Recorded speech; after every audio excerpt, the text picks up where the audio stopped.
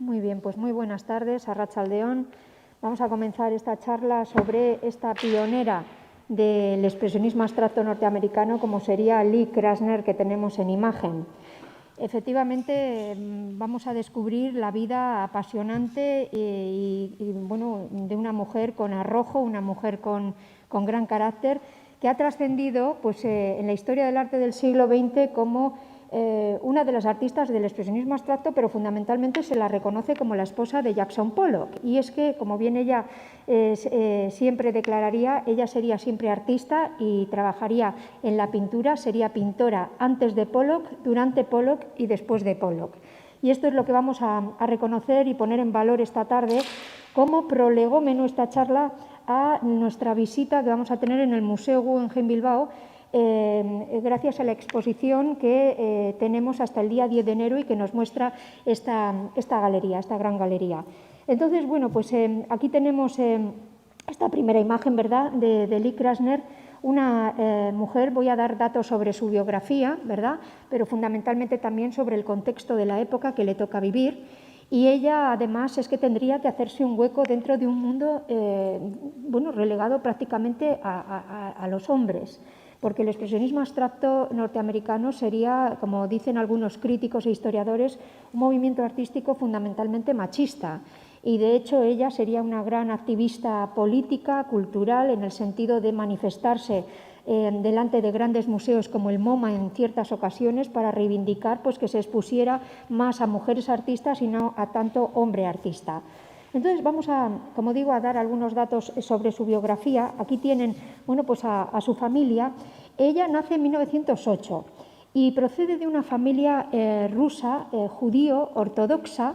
El padre, ¿verdad?, que ahí le tienen en imagen, vestido de oscuro, pues efectivamente va a ser un judío que emigra a los Estados Unidos en 1905 y se asienta en Nueva York, huyendo de la guerra ruso-japonesa y también de los bueno, pues, horribles pogromos que existían en la época. Recordemos aquellos linchamientos bueno, pues gratuitamente por el pensamiento antisemita que estaba implantado en muchas épocas de la historia, ¿verdad?, pero fundamentalmente a principios del siglo XX en Rusia.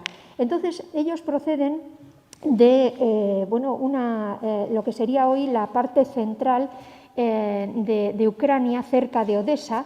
Y entonces el padre pues, llega en 1905 a Nueva York y la madre lo hace con sus 3 hijos, los 3 hijos que le quedan. Aquí vemos 4 hijos. Todavía no está Lee Krasner, todavía no se ha alumbrado, y porque nace en 1908. Efectivamente, la madre, posteriormente al padre, llega con sus 3 hijos a Nueva York y la primera hija del matrimonio que nacería en suelo americano sería nuestra Lee Krasner. Entonces, fijémonos, porque bueno, aquí aparecen 4, pero uno de ellos bueno, fallecería, y presentamos pues una fotografía de familia. Sin embargo, sí, aquí tenemos a Lena Krasner, que así la bautizan, ¿verdad? Lena, que después, americanizándose el nombre, se querrá llamar Leonor, ahí por el 1922, y ya sus amigos y compañeros a finales de los años 20 de estudios la empiezan a llamar Lee, y esto pues le agrada porque Lee es un nombre un tanto ambiguo, no es ni masculino ni parece tampoco femenino. Ahí la tienen en la parte derecha, es la muchacha, ¿verdad?, la mayor, porque después de ella vendría la que aparece en la izquierda de la imagen, que sería Ruth. Estamos hablando de una familia, insisto, judía ortodoxa, muy férrea. Ella siempre recordaría que obedientemente tenía que rezar, tenía que decir la oración de todas las mañanas. Y esto con el tiempo, ¿verdad?, cuando ella descubre, pues, por ejemplo, el nihilismo y en los textos de Federico Nietzsche, cuando descubre en sus lecturas a Arthur Schopenhauer, y después también, bueno, pues ya en la literatura más a Edgar Allan Poe, que su propio hermano le introduce dentro de sus textos, etcétera, etcétera, pues empezará a pensar cómo ella de pequeña, obedientemente, de forma mecánica, todas las mañanas decía aquello de, si uno era hombre o un muchacho, tenía que decir: gracias, Señor, por haberme hecho a tu imagen y semejanza. Si una era, digamos, una fémina o era una niña, bueno, una muchacha pequeña, pues, o una adulta, tenía que decir gracias, Señor, por haberme hecho como tú lo has estimado oportuno. Entonces, también el relegar a la mujer a la parte superior de la sinagoga, mientras que los espacios más importantes estaban dedicados a la ubicación de los hombres, esto le dio también mucho que pensar. Entonces, fijémonos, porque estamos hablando de una familia que bueno, pues, educa a sus hijos de esta manera. En casa, aquí tienen a los padres ya en una edad madura, pero en casa pues, se hablaba el yidí, se hablaba inglés y se hablaba también un poco de ruso, o sea que fíjense en esta mezcla. Es interesante decir que Lee Krasner ya quería ser, lo tenía muy claro, a los 14 años artista, pintora, y sus padres no podían más que apoyarla emocionalmente, que no económicamente, porque el padre regentaba pues un digamos, puesto en uno de los mercados de Brooklyn de hortalizas, de frutas y de pescado, nada más, ¿verdad? Entonces, fijémonos, porque ella siempre recordaría, y en sus iconografías tempranas y a posteriori en las materias y materiales que va a utilizar, la naturaleza, porque ella se cría en un Brooklyn muy rural. Ella recuerda que para ir a la escuela, para ir al instituto, tenía que pasar por las casas con aquellos jardines vallados donde había ranúnculos, había flores de lis, que es su flor favorita, había rosas, también había animales, vacas, etcétera. Era todo muy rural. Y entonces, bueno, pues es una niña un tanto provinciana aún, cuando efectivamente empieza a ir a algunas academias y escuelas en Nueva York y tiene que tomar el metro, ahí ya empieza a tener un contacto directo con lo que es, digamos, el ámbito urbano, y ahí se encuentra con digamos, el meollo de una gran ciudad como sería Nueva York. Este autorretrato, aún muy temprano, ¿verdad?, pues nos habla en la parte posterior con esa maceta y esa vegetación, porque ella amaría la naturaleza, y esto estaría muy presente en muchas de sus obras y en su pensamiento. Pero fijémonos, porque ella, al tener claro que a los 14 años quiere ser ya artista, bueno, pues a pesar de los avatares que la vida le va imponiendo, va sorteándolos y puede matricularse en la Irving School, que daba enseñanza de arte para señoritas, para niñas, y entonces accede. Se gradúa en 1925, después accede a la Cooper Union, ¿verdad?, estudiando también arte, ilustración, diseño, y en 1928 quiere matricularse en la Royal Academy of Design. Y para acceder como examen, ¿verdad?, pues se le pide una obra, y ella muestra este autorretrato delante de un jurado. Entonces el jurado le pone pegas, dice que ha trampeado. Sí, se trata de un autorretrato, pero seguramente, le decía el jurado, lo habrás realizado en un interior y a posteriori habrás creado ese fondo boscoso. Ella, bueno, con arrojo se defiende y dice que no, que en el jardín de sus padres ha colgado de un árbol un espejo y que se ha realizado ese autorretrato en un exterior. La cuestión es que también hay un detalle que chirría al jurado, y es que ella es diestra, ella trabaja con la mano derecha y aquí aparece con la izquierda trabajando, pero insisto que ya nos muestra esa valentía, ese arrojo, ese afán de comunicación con su interlocutor, que es el observador, que en este caso somos nosotros, y con esa mirada un tanto altiva y sosteniendo, ¿verdad?, esos pinceles y ese trapo, pues, bueno, portando pues lo que es el delantal del pintor. Entonces, esto ya es una declaración de principios en cuanto a carácter, en cuanto a arrojo, en cuanto a saberse defender ante un jurado que finalmente la acepta y, desde luego, queriendo ser una gran artista. Aquí lo tenemos. Aquí este autorretrato se ve un poquito oscuro, de entre 1931 y el 33, bueno, pues es un 3/4, ¿verdad?, donde ella se recorta su efigie a través de un fondo indefinido, ¿verdad?, con una luz que la hace emerger hacia nosotros, a pesar de que media parte del rostro está ensombrecida y la otra levemente iluminada. Voy a pasar, como se ve un poquito oscuro. Fijémonos, porque, bueno, ella accede a la Royal Academy of Design en 1929 y bueno, pues esta enseñanza, bueno, pues estos cursos son de pago.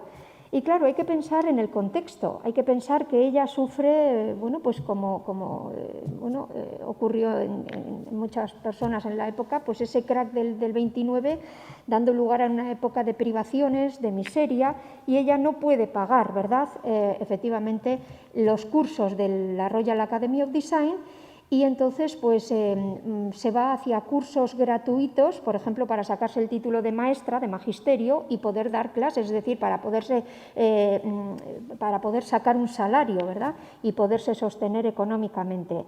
Entonces, ella no tiene ningún reparo, permítanme la expresión, en trabajar de lo que sea, ¿eh? Hizo de camarera, hizo de modelo para un escultor de la época, y mientras iba estudiando y a partir de 1933 va a clases, a la vez que hace de camarera, etcétera, a unas clases sobre arte y dibujo y pintura, perdón, en un centro cívico, una casa de cultura como la nuestra, ¿verdad?, en Nueva York, donde da clases Geoff Goodman. Goodman era discípulo, había aprendido con ni más ni menos que el regionalista americano Thomas Hart Benton. Y, claro, había heredado de alguna forma esa manera de enseñar a partir de los viejos maestros, fundamentalmente de épocas gloriosas como el Renacimiento y el Barroco. Entonces, fijémonos en este estudio, porque parte de reproducciones de grabados sobre la Capilla Sistina, es decir, aquellos cuerpos miguelangelescos, voluptuosos, con esa musculación, ¿lo vemos? Estamos hablando de cómo Miguel Ángel, pintando o dibujando, siempre se concebía a sí mismo y se tenía por escultor. Por eso voluminizaba, por eso trabajaba la forma, la hinchaba de alguna manera, fuera una figura masculina, como en este caso, o femenina. Vemos que aquí son estudios, que el carácter inacabado está presente, ¿lo vemos? Y sobre todo es el procedimiento que ha utilizado efectivamente, y la técnica pues es barra con T. El con T, bueno, pues es una barra grasa que en función de la presión que se ejerza, pues así provoca incluso unos negros muy profundos, casi azabaches, otras veces según la presión se va modelando y modulando la corporalidad, por ejemplo, bueno, pues en esa musculatura. Ella, fijémonos, aquí aparece con su primer amor, Igor Pantújov. A pesar de cómo se había criado en aquella religión, tan férreamente, ¿verdad?, pues era desinhibida, se dejaba mostrar, por ejemplo, ante un objetivo de una cámara, como ocurre aquí, semidesnuda o desnuda, y como les he comentado, hacía de modelo desnuda para ese escultor de la época. Y les muestro esta imagen porque Igor Pantújov es un estudiante de arte que conoce en la Royal Academy of Design en 1929, 10 años de relación. Él no era una persona pudiente, pero sí venía de, digamos, una familia de aristócratas, porque sus padres habían trabajado para los zares. Lo que ocurre que con la Revolución de 1917, bueno, pues tuvieron que marcharse a los Estados Unidos y no tenían dinero, pero sí la elegancia, el comportamiento, las formas, y fue en realidad el que la indujo pues a saberse estéticamente sacar partido, porque ella era una niña aún de provincia, se había, vamos a decir, criado, como les he comentado, en un Brooklyn rural y llevaba una gran coleta, etcétera. Y entonces se renueva estéticamente también con Pantújov. Ocurre que en 1939, después de estar viviendo juntos, etcétera, bueno, y con otros artistas y compañeros, pues él decide marcharse a Florida, a Miami, a visitar a su familia y nunca más volvió. La llamó para decirle que no tenía intención de volver y que le enviara, por favor, sus cosas. Y bueno, pues aquí lo tenemos porque, claro, en este caso estamos en los, vamos a decir, tiempos en los que ya está con Pantújov y volvemos a la Capilla Sistina, en este caso a las obras que parte de Miguel Ángel, ¿verdad? Este es otro boceto, es un detalle de la creación de Eva, porque además, fíjense, aquí las partes pudendas, tanto en la pieza anterior que les he mostrado como en esta, se dejan, digamos, a la vista, y es que estamos hablando de ilustraciones que remiten a la Capilla Sixtina antes del Concilio de Trento, porque recuerden ustedes que hacia el 1565 fue Daniele da Volterra, que según las premisas que marcaba el Concilio de Trento, había de tapar las partes pudendas, ¿verdad? Había que ofrecer mucho más decoro a aquellas representaciones de los desnudos, aunque fueran temáticas e iconografías que tenían que ver con lo religioso. Entonces, bueno, pues como les digo, son piezas, ¿verdad?, que nos hablan pues, de un estudio de la anatomía y cómo ella domina la figuración. Pero en 1937, no sé qué tal se verá, bueno, efectivamente, gracias a una beca, accede a la academia de Hans Hofmann. Hofmann había tenido una academia en Múnich, se había codeado, fijémonos, en París con los grandes cubistas como Georges Braque y Pablo Picasso, era amigo de Henri Matisse, era amigo también de Robert y Sonia Delaunay, y fue uno de estos autores magníficos, grandes enseñantes y grandes artistas que marcharon de los Estados Unidos de Europa a los Estados Unidos y que serían los que aquí ya inculcaran el cubismo, fundamentalmente en su caso analítico, a estas nuevas generaciones que serían pues, estos artistas emergentes que darían lugar luego al expresionismo abstracto. Aquí le tenemos a Hans Hofmann enseñando en su academia, a la que accedió, como digo, Lee Krasner, ¿verdad?, en 1937. Y fijémonos porque estos bocetos a carboncillo fueron hechos en la Academia Hofmann. Hofmann lo mismo colocaba bodegones para que sus alumnos, digamos, pensaran y repensaran ese objeto que tenían delante, o también se partía del desnudo al natural.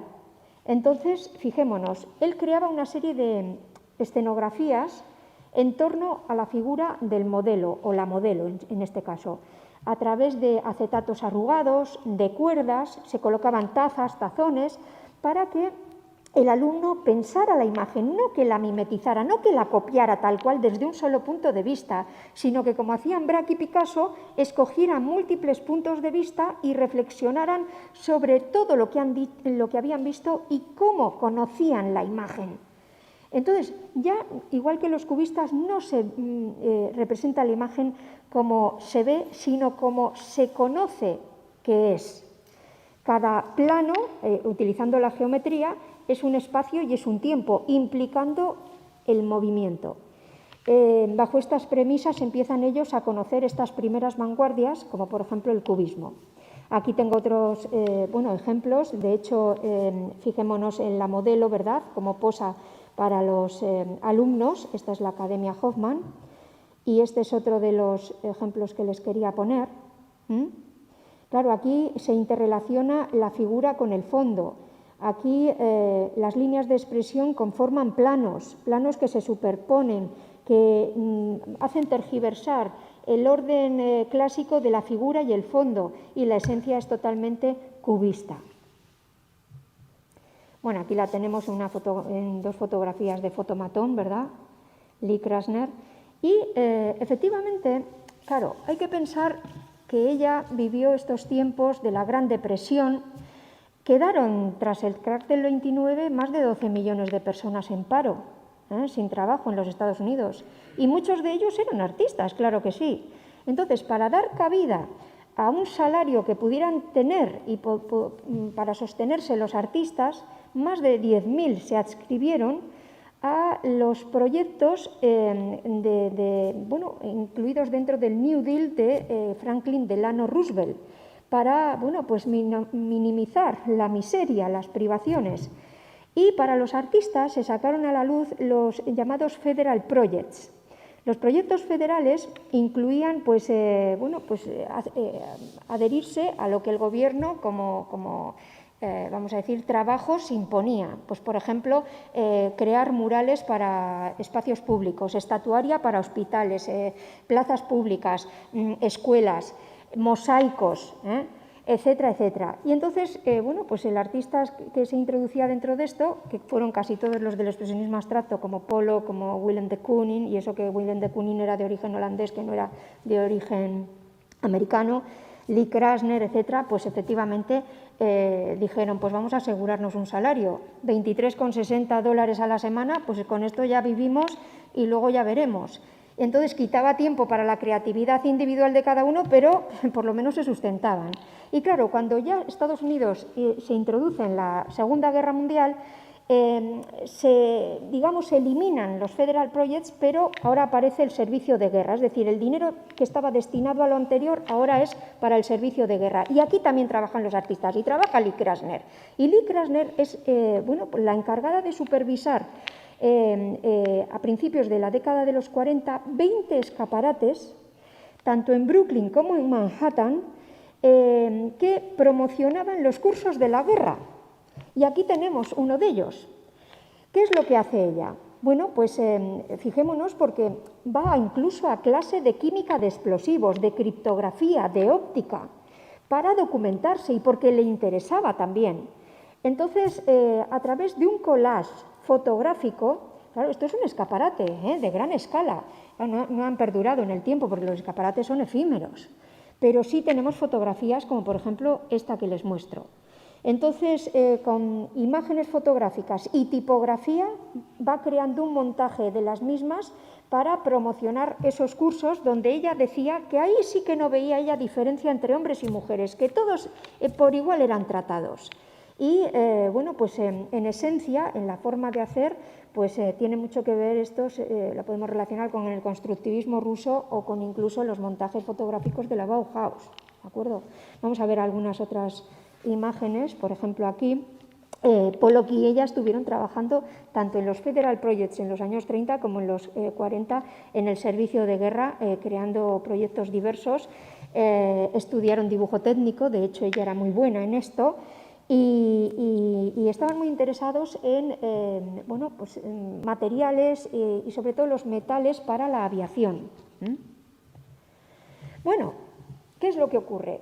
Pues que la fecha oficial de cuando se conocen Lee Krasner y Jackson Pollock, digamos que es 1942, pero ella se acuerda de que a finales de los 30, en una fiesta que se conocieron, él iba muy ebrio y no recuerda nada, tampoco la recuerda ella, ni que bailaron toda la noche y que, bueno, ella dice que, o decía que bailaba muy mal y que la pisaba entera, pero vamos a decir que la fecha oficial fue en el 42. Cuando se produce una exposición colectiva en Nueva York sobre pintura americana y francesa y, bueno, como americanos están exponiendo Lee Krasner, sus amigos Stuart Davis y Willem de Kooning, y hay un tal Pollock que ella no conoce. Y dice, pues ¿quién es Jackson Pollock? Y alguien le debió de comentar, pues su estudio cae a 4 manzanas de aquí. Ah, pues voy a conocerle, dijo. Y efectivamente fue a su estudio, allí se conocieron, se enamoraron y muy prontito empezarían a vivir juntos en el mismo apartamento donde vivían también bueno, pues el hermano de Pollock y su esposa. Entonces fijémonos porque en el 45 se casan. Sí, perdón. No sé, Edurne, por favor. No, es que... pues no, yo no oigo nada. Bueno, igual es porque... Sí, pues la electricidad con el agua se lleva muy mal.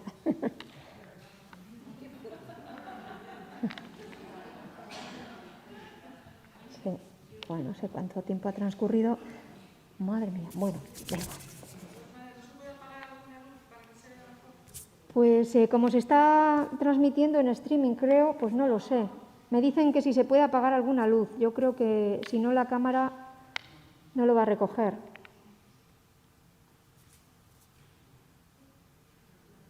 No sé. Vale, bueno, voy a seguir, por favor, porque esto es un poco largo en el sentido de que, bueno, tengo que hablar de su biografía y tengo que hablar del contexto de la época. El arte siempre es fruto del tiempo, ¿verdad? Del tiempo concreto en el que vive el artista. Y más, bueno, pues teniendo una vida, pues entre comillas, agitada, ¿no? O por lo menos muy rica en movimiento, en experiencias. Y también, bueno, pues hay que hablar de lo personal. Entonces, en estas estamos porque, fijémonos, en el 45 venía yo diciendo que se casan Jackson Pollock y Lee Krasner y se van a vivir a Springs, a Long Island. Le solicitan a Peggy Guggenheim, mecenas, ¿verdad?, importante de la época, que ya en 1942 había abierto su museo en Nueva York, Art of the Century, y le solicitan que sea su testigo de bodas. Y ella les dice, pero ¿no estáis ya lo suficientemente casados? Porque estaban viviendo juntos desde 1942 y ahora estamos en el 45. La cuestión es que no hace de testigo de bodas, se niega, pero sí les presta $2.000 para que se compren esa casita que ven ahí de madera de 2 plantas, de tal forma que se van a vivir a Long Island, a Springs. Y Pollock efectivamente se toma un granero que hay en el exterior como estudio y ella parece como que se autorrelega a un segundo plano. La verdad es que ella siempre declararía, incluso a la muerte de Pollock, que se habían llevado muy bien, que él era cariñosísimo, que era respetuoso con ella, que ella también con él, y su vida era un tanto idílica. De hecho, cuando llegan a Springs era una vida hermosísima, pues cultivando la huerta, haciendo sus propias conservas, ¿verdad? Todo. Y a la vez que se trabajaba con esa libertad de ser artista, y había un diálogo entre 2 artistas continuamente. Pero ella, bueno, parece ser que se dedicó más pues, a buscarle, digamos, los mecenas, los marchantes, incluso el material a Pollock, ¿verdad?, que trabajar ella. Pero ella siguió pintando, ¿eh?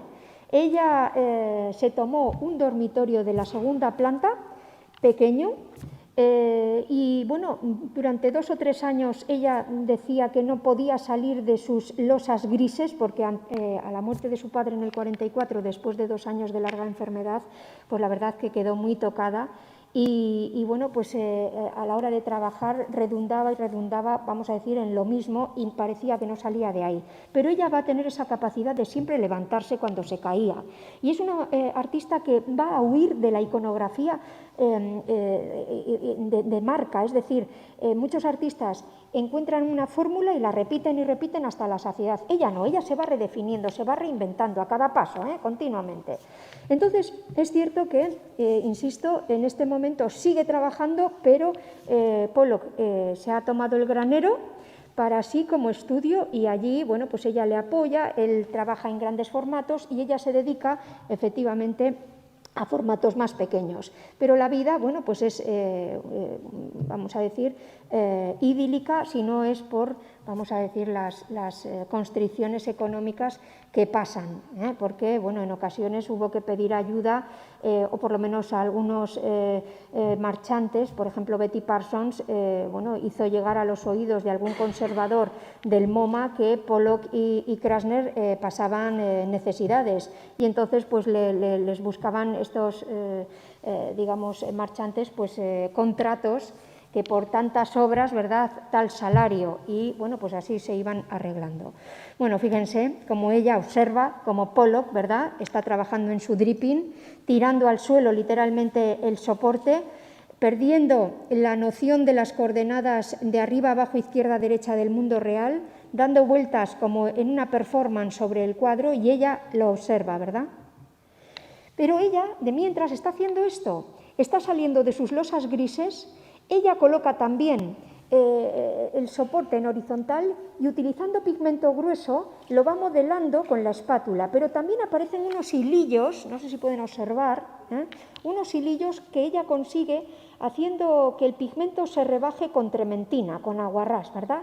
Y entonces trabaja al over, es decir, cubriendo toda la superficie del cuadro, y parece que la composición sea un caos ordenado que quiere expandirse fuera del límite. Es extraordinario porque ella va a llamar a estas obras, que finalmente serán unas 31, pequeñas imágenes que son, digamos, insisto, un caos poético, pero totalmente ordenado, armonioso al fin y al cabo.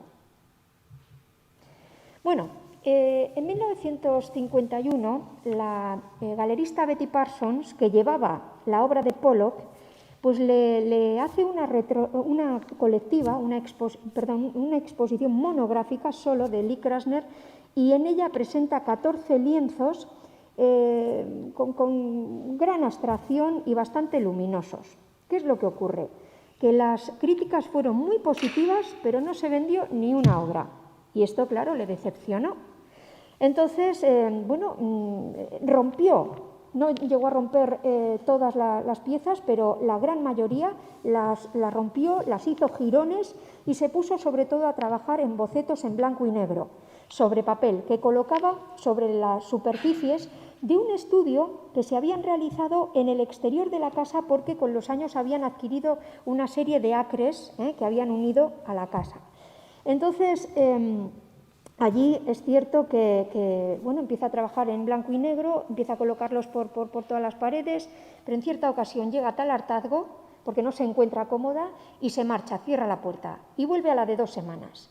Y cuando abre la puerta, ve que el último día había roto no solo las obras que había presentado en el 51 la Betty Parsons, sino que todos aquellos bocetos también estaban hechos trizas, vamos a decir, por el suelo. Y aquel solapamiento, aquella superposición, justaposición, etcétera, de los papeles, de los lienzos, fue como una visión catártica, el caldo de cultivo para seguir trabajando en estos collages que luego presentarían la Stable Gallery en 1955.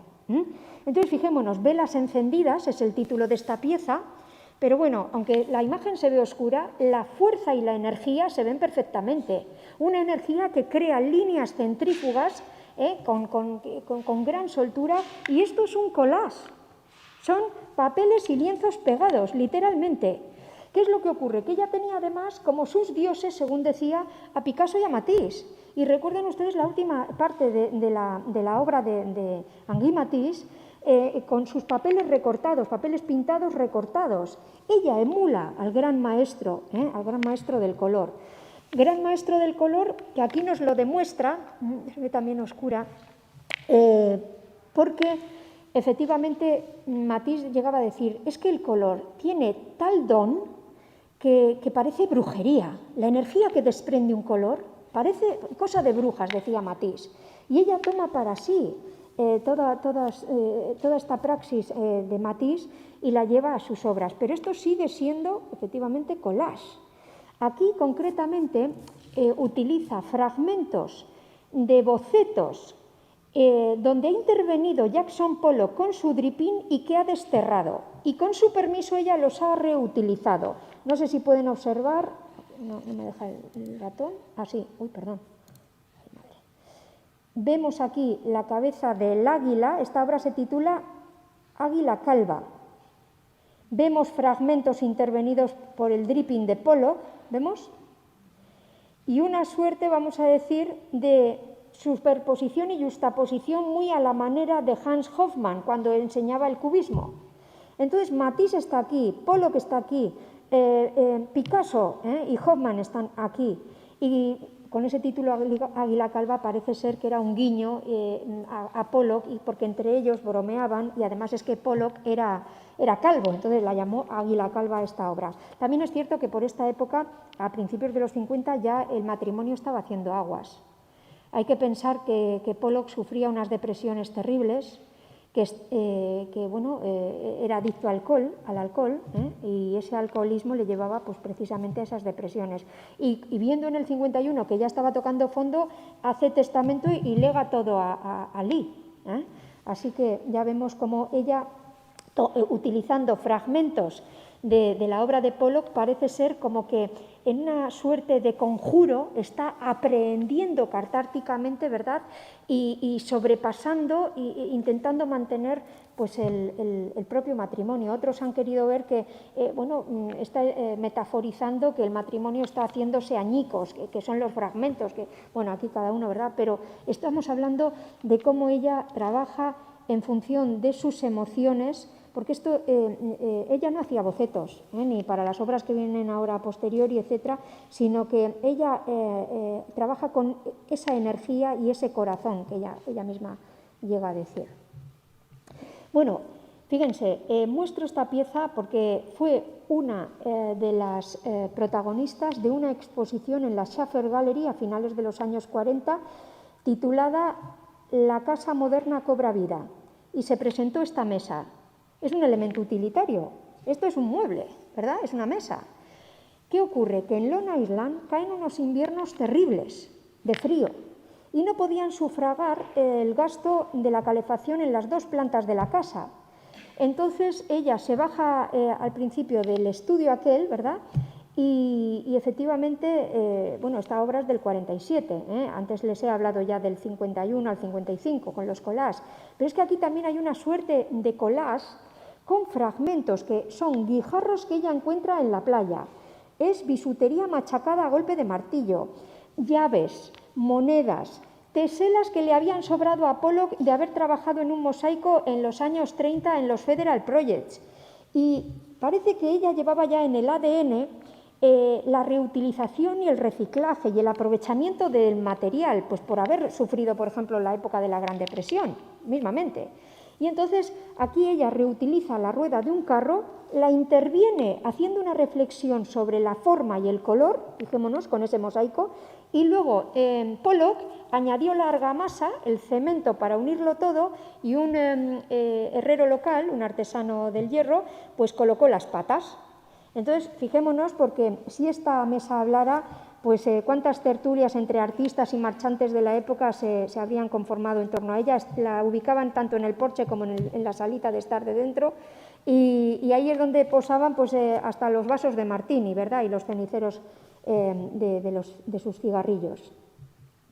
Pues fijémonos porque aún a finales de los años 40 y principios de los 50 muestro estas piezas sobre todo para que vean que su forma de hacer va cambiando y que se va redefiniendo, ¿verdad?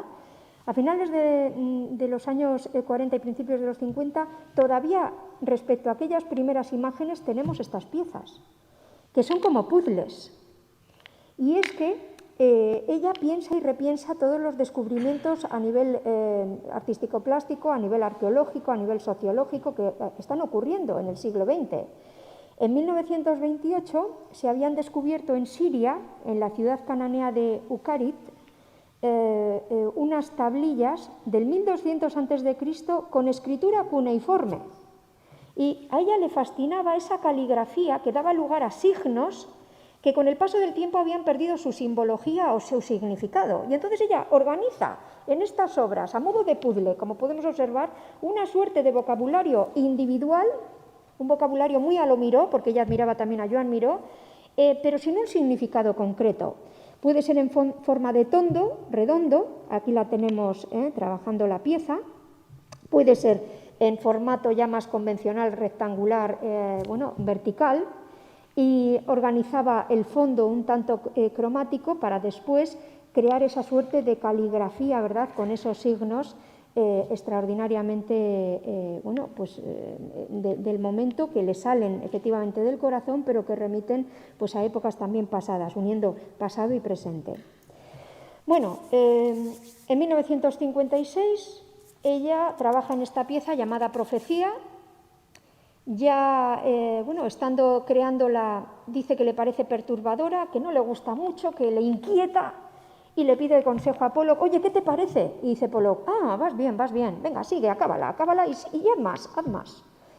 Lo que no le gustó a Pollock es el ojo, no sé si pueden observar, en la parte derecha superior de la composición, ese ojo que ella había creado rascando con el mango la pintura fresca. La cuestión es que no hizo caso a Pollock y lo mantuvo, lo dejó. Entonces, claro, esas formas, esa carnalidad, esos trazos negros. Bueno, la cuestión es que no había terminado la pieza, estamos en 1956, y habían sido invitados por unos amigos, uno de ellos pintor, a que fueran a París a pasar una temporada, a hacer un viaje por Europa, y dice Pollock, pues yo no voy. Y Lee Krasner, pues sí, dándole incluso un ultimátum, porque ella ya sabía que, bueno, pues él mantenía relaciones con su amante, con Ruth Klickmann.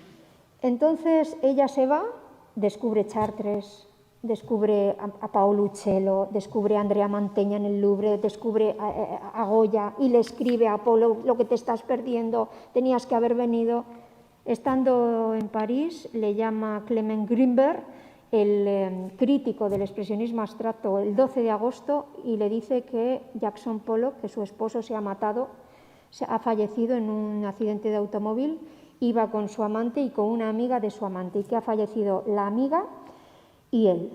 Entonces, ella esa noche coge un avión, se presenta en Nueva York, la esperan Barnett Newman y Anna Lee, su esposa. Barnett Newman también gran autor, gran artista, y bueno, pues como albacea de las obras de Pollock, bueno, pues se tiene que dedicar a esa tarea ingente, ¿verdad?, de organizar todo y además pasar el duelo.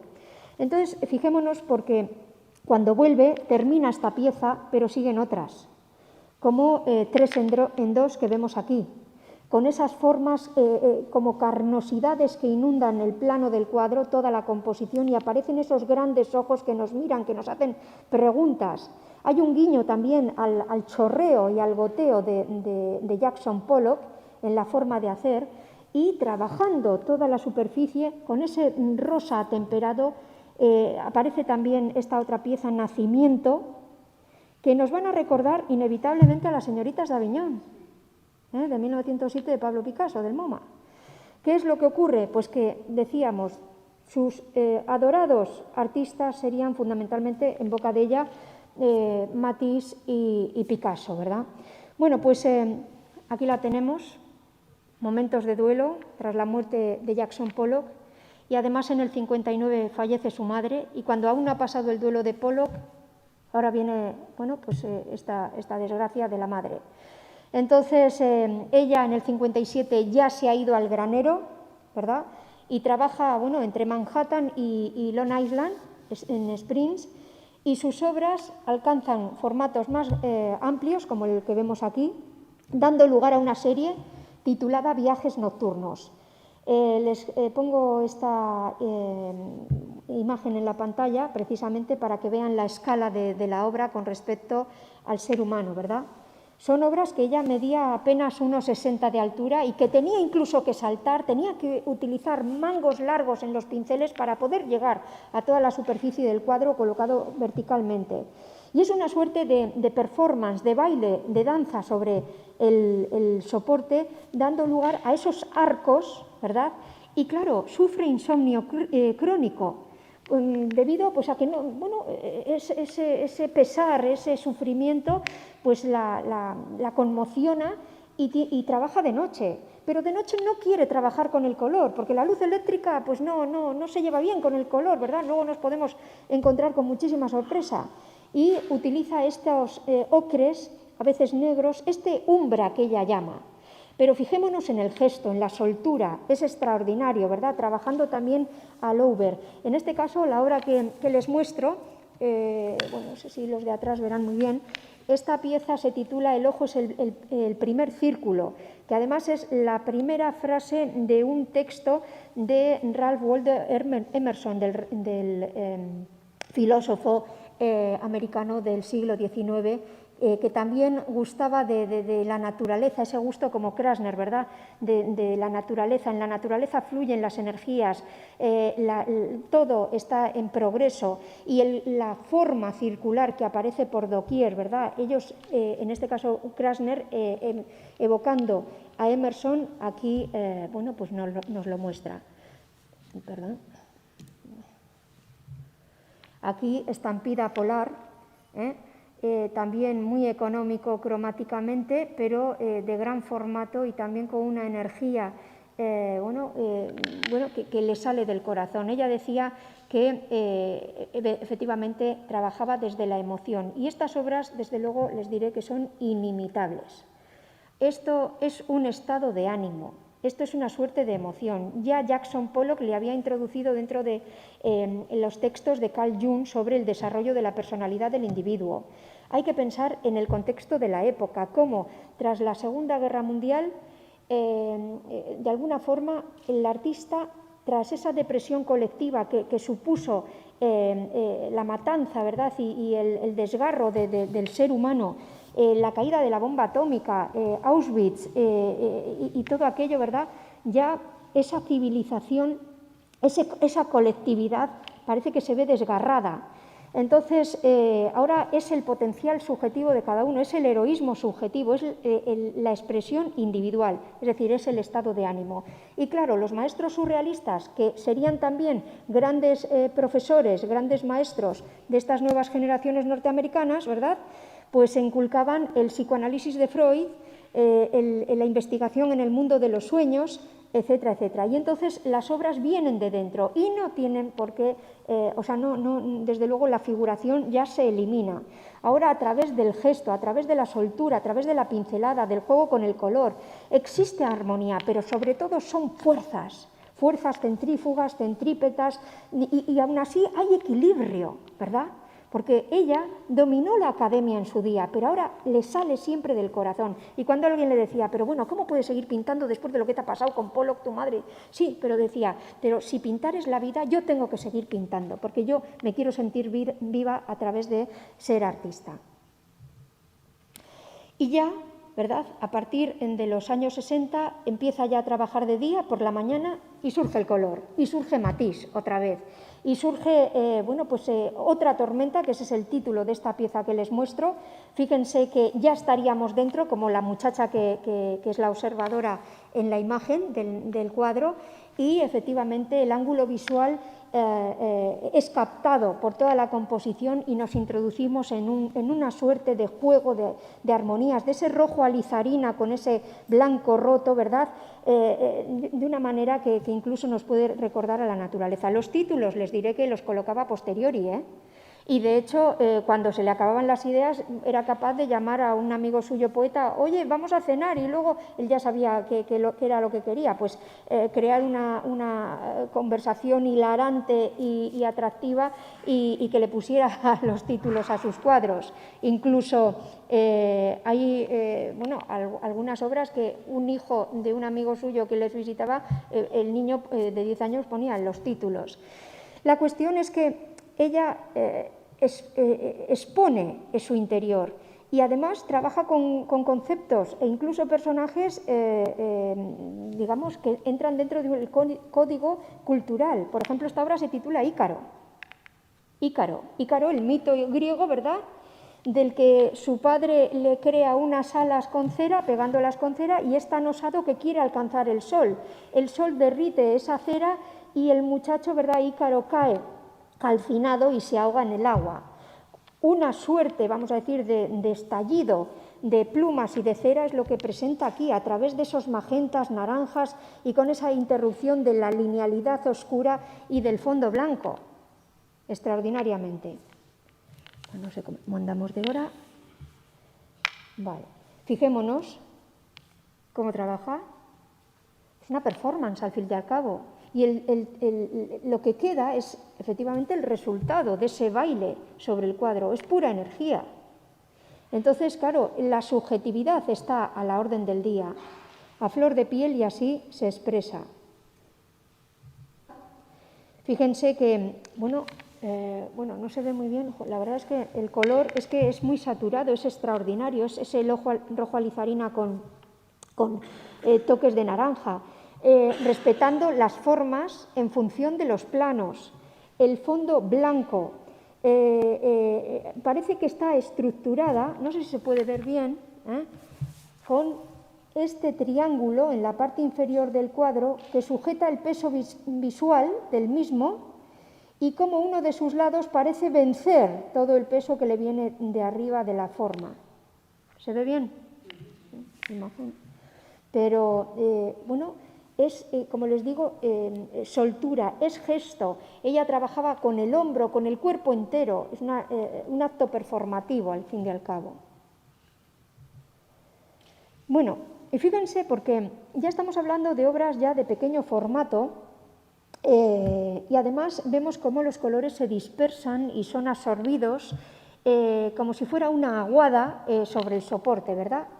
Y es que estas piezas las empieza a realizar a partir de 1968, porque ella encuentra en 1968 pues una pila de papel artesano realizado por un papelero de la época, muy apreciado por muchos maestros del expresionismo abstracto norteamericano, que sería Douglas Howell.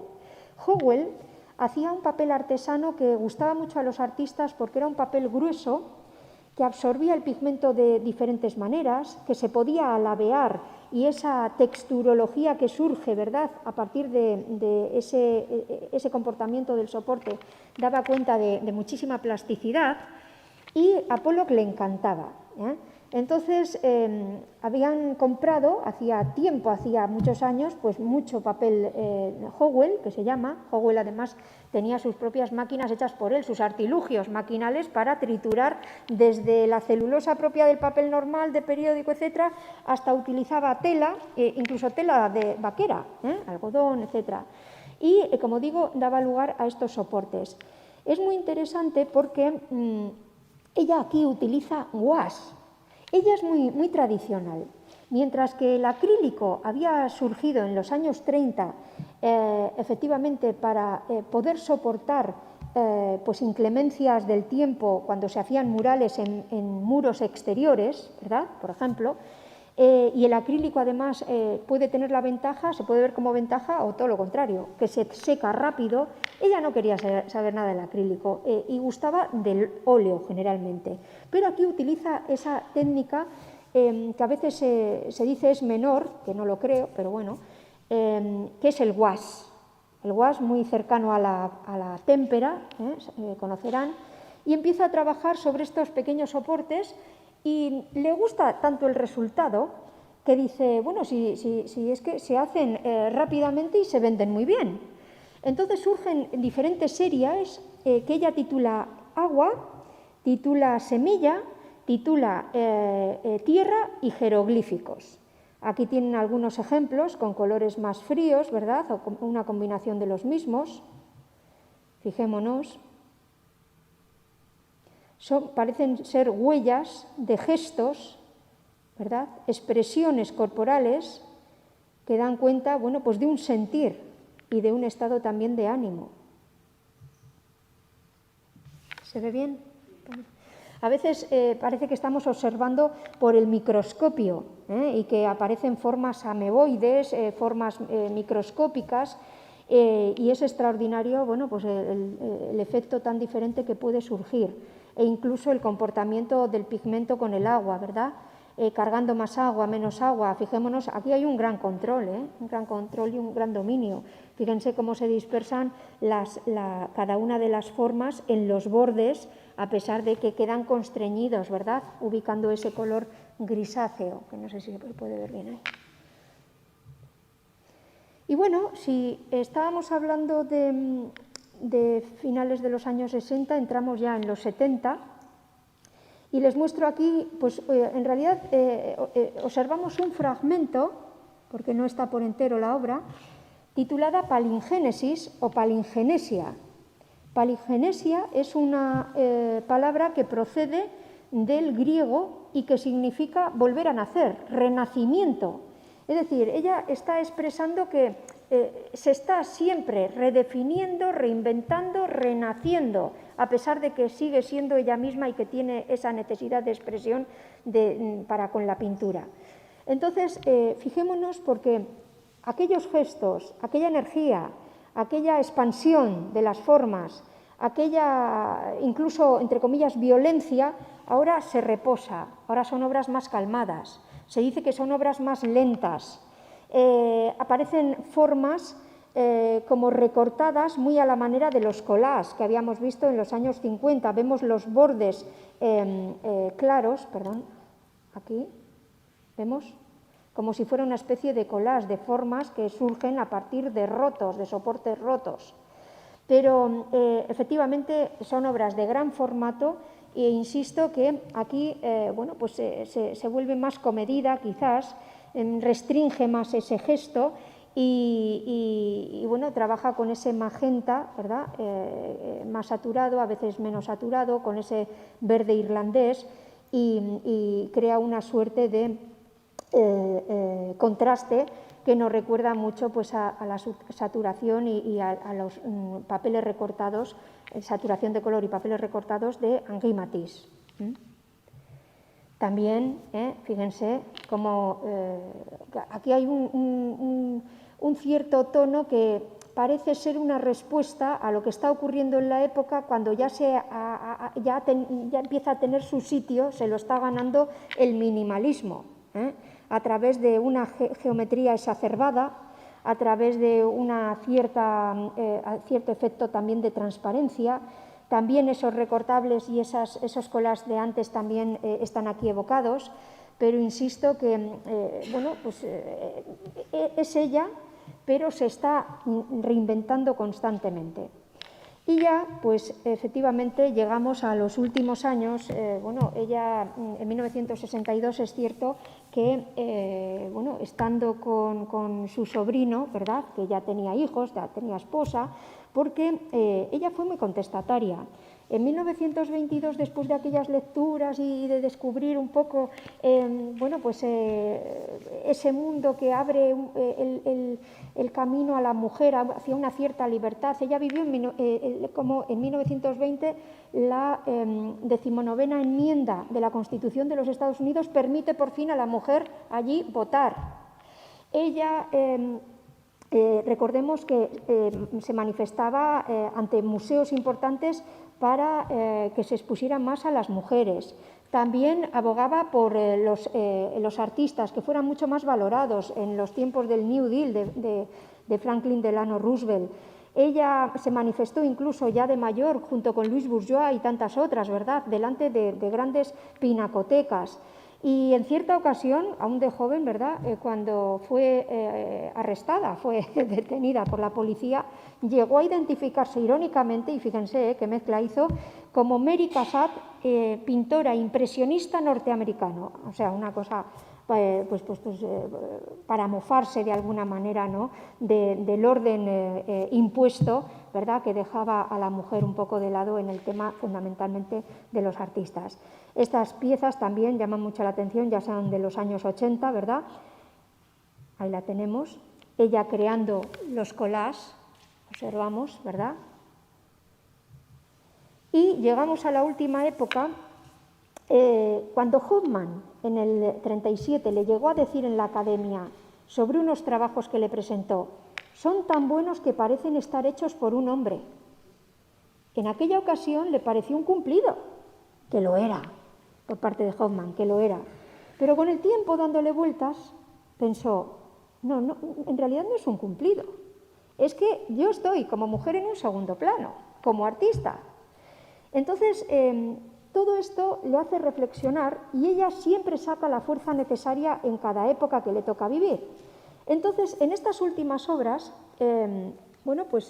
efectivamente, vamos a ver cómo une lo anterior y lo posterior, ya casi al final y casi cuando le sobreviene ya la muerte, en el 84. Y es que, como les decía, era una mujer contestataria, y en 1922, ni corta ni perezosa, llega a casa de sus padres y en un día de Sabbat y les dice que no quiere saber nada de la religión, que abandona la religión. Imagínense el disgusto para esos padres. Ella había incluso aprendido de pequeña a escribir en hebreo, y lo que pasa que no sabía leerlo, pero sí escribirlo. Y claro, recuerden que se escribe de derecha a izquierda, ¿verdad?, el orden inverso al nuestro en Occidente. Entonces, efectivamente, ella en ocasiones, en muchos años de su vida artística, empezaba las obras por la derecha y parece que las proseguía hacia la izquierda. Pero estando en el 62, como les decía, en casa de su sobrino, y esto viene a colación porque quería marcar también un detalle, que según la religión judía ortodoxa, si se muere, vamos a decir el caso, la esposa, o sea, mi hermana, yo, que sería la pequeña, tendría que casarme con el viudo, con el cuñado. Pues esto le ocurre a ella. Muere de apendicitis la hermana que le sigue y le toca a ella casarse con el cuñado, y ella se niega, y quien tiene que asumir ese rol es precisamente su hermana pequeña, Ruth, la pequeñita que encontrábamos en la primera imagen que les he mostrado.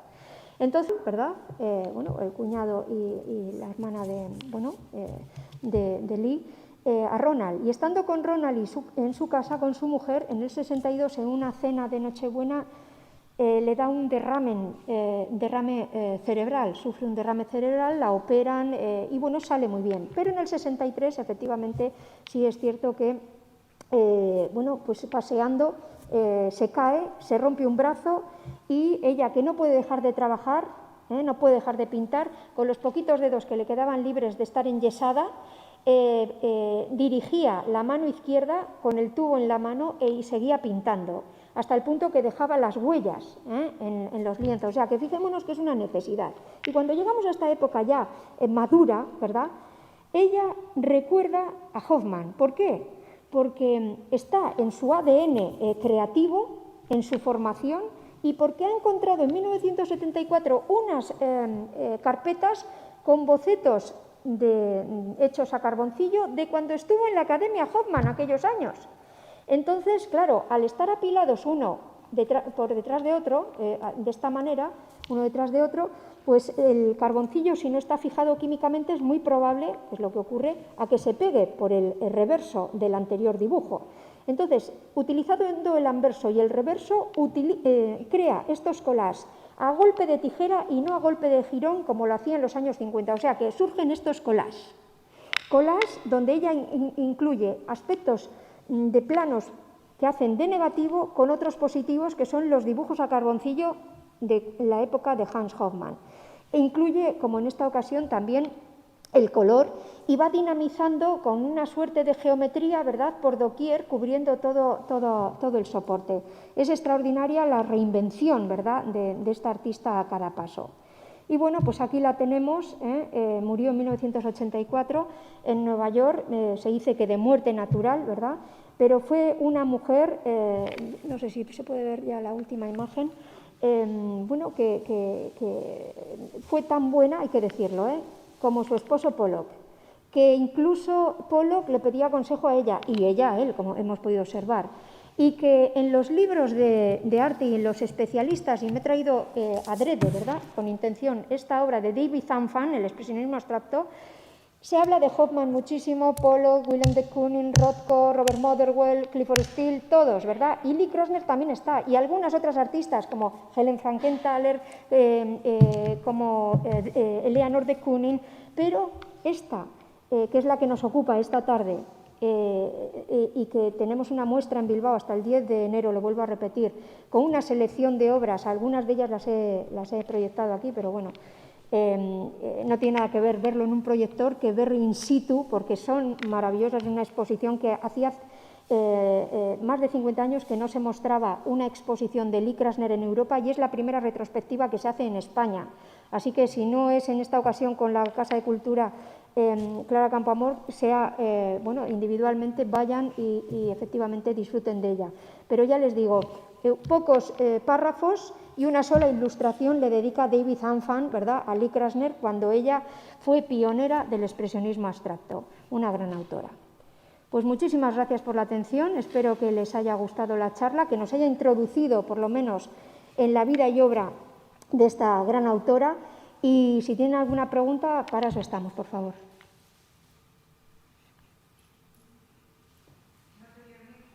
No, ni con Pantujo, no disimulaba que estaban juntos, vivían juntos, ¿verdad? Y hasta el 45, desde el 42, también con Pollock, o sea, fue una mujer con libertad, desinhibida y con arrojo, pero no tuvieron hijos, no.